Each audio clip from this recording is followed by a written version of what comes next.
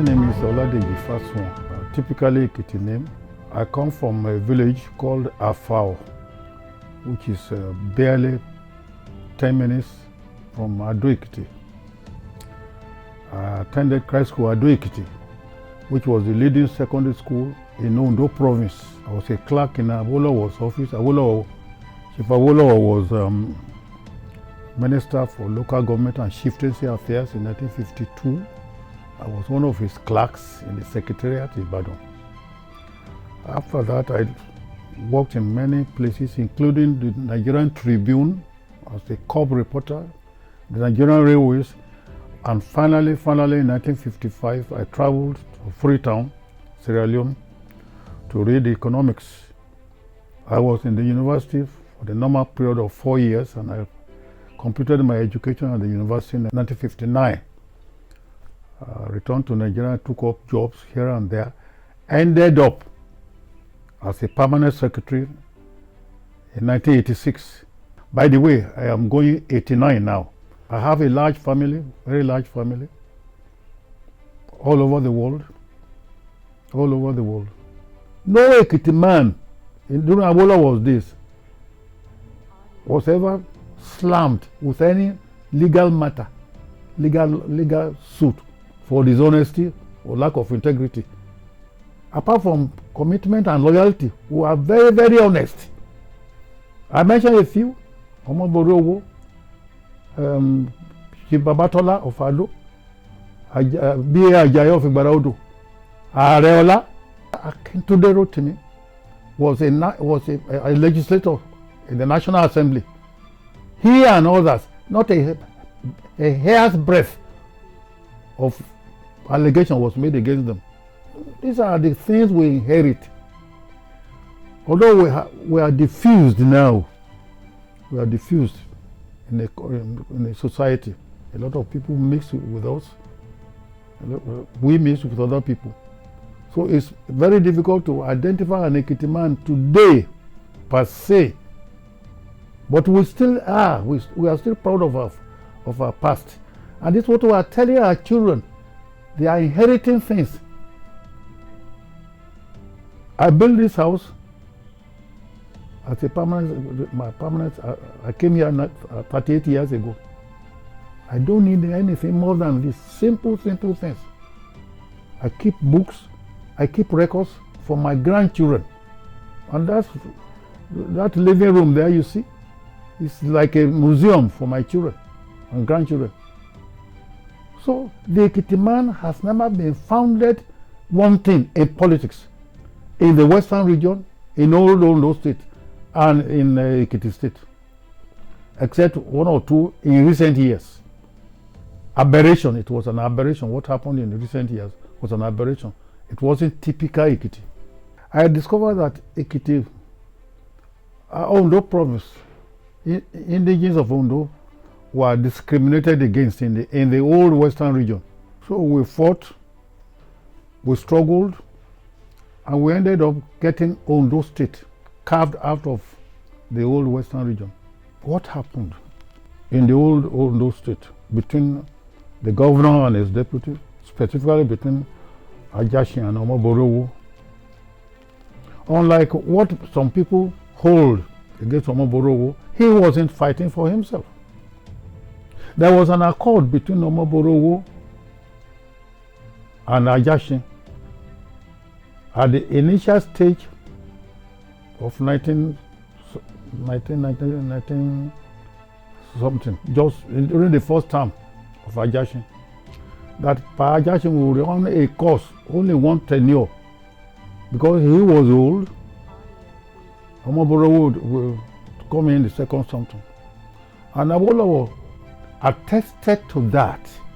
Not only approved it, attested to it.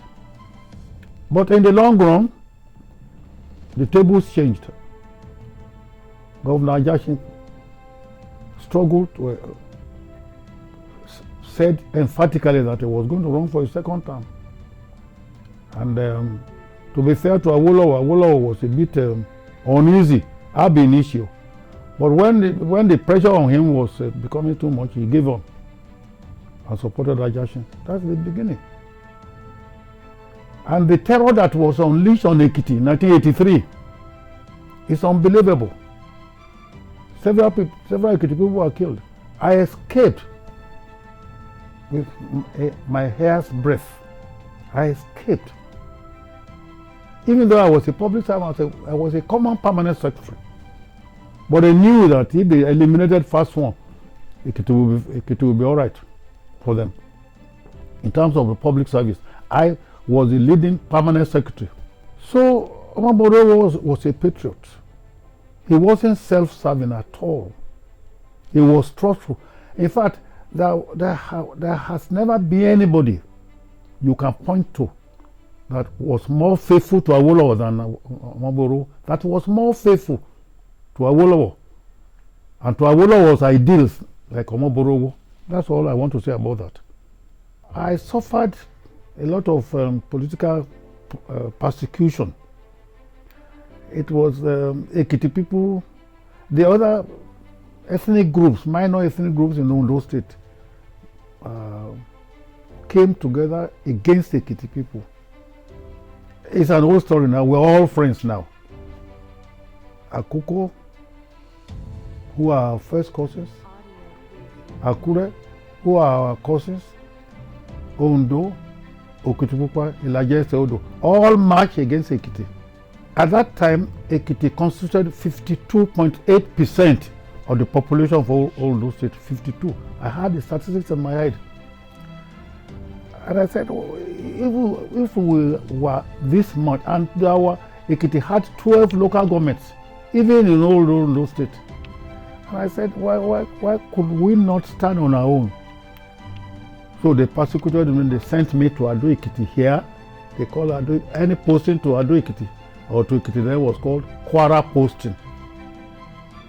When you were posted out of Akure to Ekiti, it's punitive.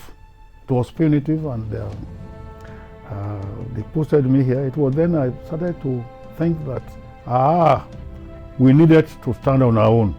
So in this living room, I called a meeting of 24 Ekiti indigenes to come, let us come and discuss. I didn't put up the political indicators. I just said, look, we are in an environment where some of us should meet and discuss current affairs. We were meeting here bi-monthly, every other Wednesday. So originally we called ourselves the Wednesday Group. We were meeting bi-monthly. Obviously, half of the people I called didn't come. Originally we were 8, 9, 10, until we began to expand. We began to expand until we changed our name from the Wednesday Group to the Committee for the Creation of Ekiti State, which was our objective. And we started. Again, as I said, we were meeting in this living room every two weeks.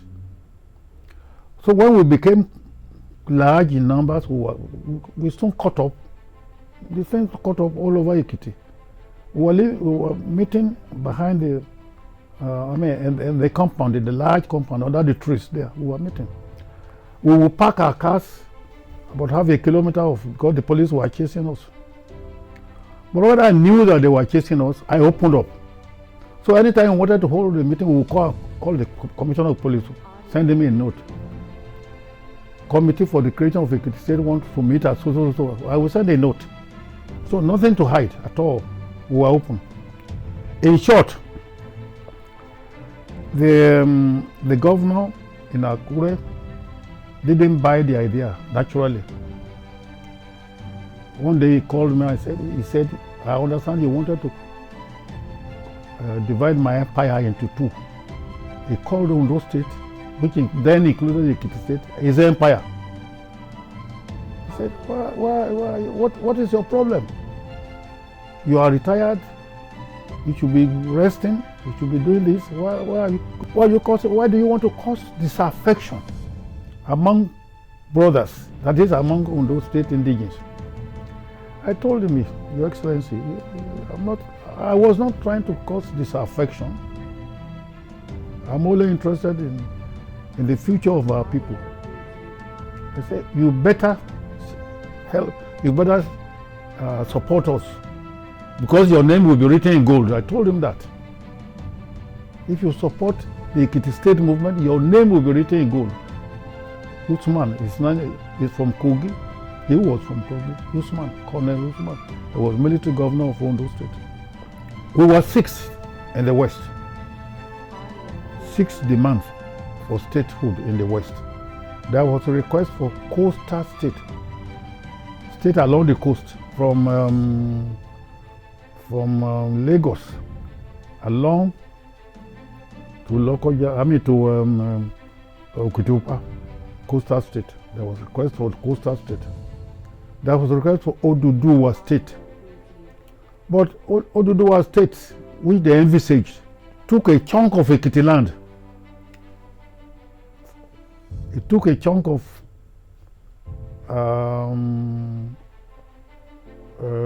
Efanlaye, Aramoko, like that, Igbara Odo, like that. It took a chunk. That's what they call Oduduwa state. Then there was Okeogun state, with headquarters at Oyo town, or at Ogbomoso, or at Iseyin. Okeogun state. There was the quest for Ibadan state. Ibadan city had 18, Ibadan area had 18 local governments. There was a request for Ibadan state. And finally there was a request for Ekiti state. We were 6. And the federal government was going to give only approve one state per zone. We considered a zone in Nigeria. But we fought. We produced 23 documents making a case for Ekiti state and distributed these 23 documents over a period of 6 years. So that's how we moved on until October 1, 1996 at 7:20 when Ekiti state was announced. Incidentally, three things happened on October 1 that I will never forget. 1 is my birthday. 2 is Nigeria's birthday, October 1, 1960. And finally is Ekiti's birthday. I have published books respecting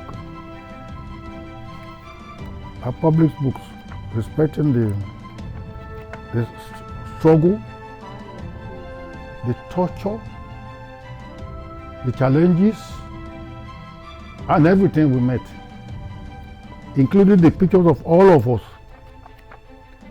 correspondence, documentations, and all these things. After that, this is the third reprint. I call it Creation of Ekiti State, the Epic Struggle of a People. I printed thousands of them.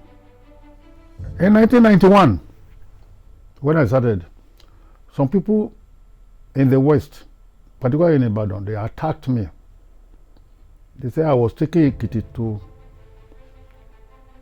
to disaster. What was Ekiti? That you want it created into a state. Ondo has just been admitted into the oil club, oil producing club. Bitumen has just been discovered at Agbabu. Tell me, FASUAN, what is in Ekiti? They accused me, and I ended up by writing something. Ekiti State, what they said and what we countered. This is historic, because everything I said there in 1991 is true today. Why we were looking for Ekiti State. Ekiti State, what they said and what we countered. At exactly 7:20 a.m., 6 states were announced in Nigeria. One in the south, one in the south, and all each one from each political zone, and Ekiti was announced. So Ekiti reacted, and I said, Ekiti State, reactions on creation. That's the whole story. I want to be remembered as somebody who loved his environment passionately. That's all. With all the implications of that. I love my environment passionately. I'm proud of what I inherited, the environment I was brought up. And I want this to continue. I want my children to imbibe these things. It can't be as perfect or as near perfect as it was. But I want people to imbibe culture of honesty and integrity.